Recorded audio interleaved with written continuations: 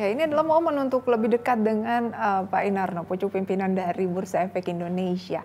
Boleh sedikit diceritakan Pak, awal mula terjun ke pasar modal itu seperti apa? Mungkin bisa jadi gambaran juga untuk para calon sobat IDX. Kalau belum menjadi sobat IDX, belum berinvestasi gitu ya, bisa menjadi gambaran, oh ternyata bursa tuh tidak sesulit berinvestasi di pasar modal, itu tidak sepelik yang dipikirkan. Jadi mungkin saya sharing ya kepada, mungkin saya juga jarang nih sharing ke teman-teman, kawan-kawan sobat IDX ya. Kenapa saya ke pasar modal? Sebetulnya itu dimulai dari pada saat saya tuh kuliah di UGM di Jogja. Jadi kebetulan dosen pembimbing saya itu pada saat itu sebagai advisor juga di Bank Bapindo yang sekarang udah dilebur. Jadi sering di Jakarta. Nah, jadi saya lebih sering membuat skripsinya itu di Jakarta. Nah, kebetulan kakak saya itu di BI. Dia itu punya game, ya, punya game dalam disket hitam. Zaman dulu kan pakai disket tuh, pakai disket. Itu gamenya itu Wall Street. Jadi di situ adalah kayak semacam simulasi kita main saham dengan margin, dengan apa segala macam. Menarik, ada berita-beritanya, ada apa segala macam, kita suruh analisa, kita beli, nanti portfolio kita itu untung apa rugi segala macam, itu menarik.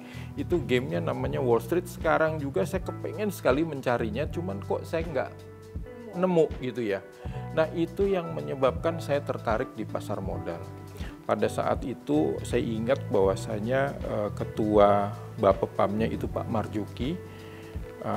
Jadi saya cari-cari tahu, bahkan saya memberanikan diri untuk ketemu sama Pak Marjuki, minta arahan kira-kira kalau saya mau berkarir di pasar modal bagaimana gitu ya.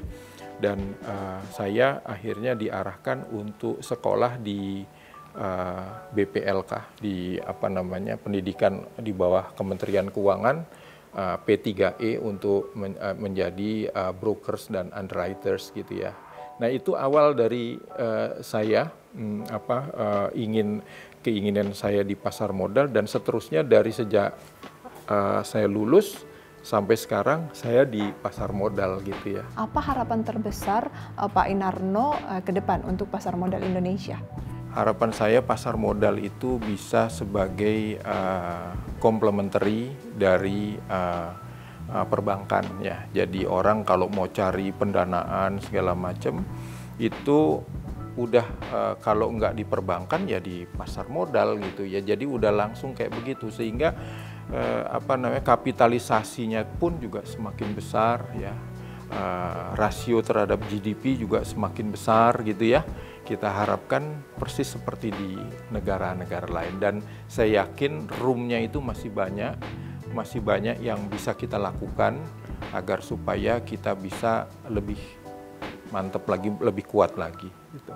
Luar biasa, itu dia sosok pemimpin dari Bursa Efek Indonesia, Pak Inarno Jayadi. Pertanyaan terakhir Pak, saham apa yang cocok untuk divestasikan di masa pandemi? Mungkin yang paling mudah aja ya, kalau misalnya kita memang sekiranya mau masuk ke saham. Pertama mungkin dilihat juga dari saham-saham yang mungkin dari yang LQ45 atau IDX 30 gitu ya. Itu tentunya fundamentalnya cukup baik, terpilih gitu ya, dengan komite yang cukup bagus, transparan. Rasanya itu bisa juga dipakai sebagai acuan ya, dipakai sebagai acuan. Tentunya balik lagi, Pris, bahwasanya investor harus memperkaya diri ya, informasi terhadap saham-saham yang dipilih. Masuklah ke website kita, baca laporan-laporan keuangan untuk mengetahui saham-saham mana yang dipilih gitu ya. Iya, Sobat IDX, demikian perbincangan dalam Tanya IDX bersama dengan Bapak Inarno Jayadi. Beliau ini adalah Direktur Utama dari Bursa Efek Indonesia. Tetapi ini bukanlah perbincangan yang terakhir di Tanya IDX karena masih ada episode-episode selanjutnya. Untuk itu bagi Sobat IDX yang ingin mengajukan pertanyaan ke petinggi-petinggi Bursa Efek Indonesia tentunya bisa untuk memention sosial media dari IDX dengan hashtag Tanya IDX, dan pertanyaan-pertanyaan yang menarik tentunya akan kami tanyakan di video selanjutnya. Akhir kata, saya Prisa Samudatu pamit undur diri. Sampai berjumpa kembali.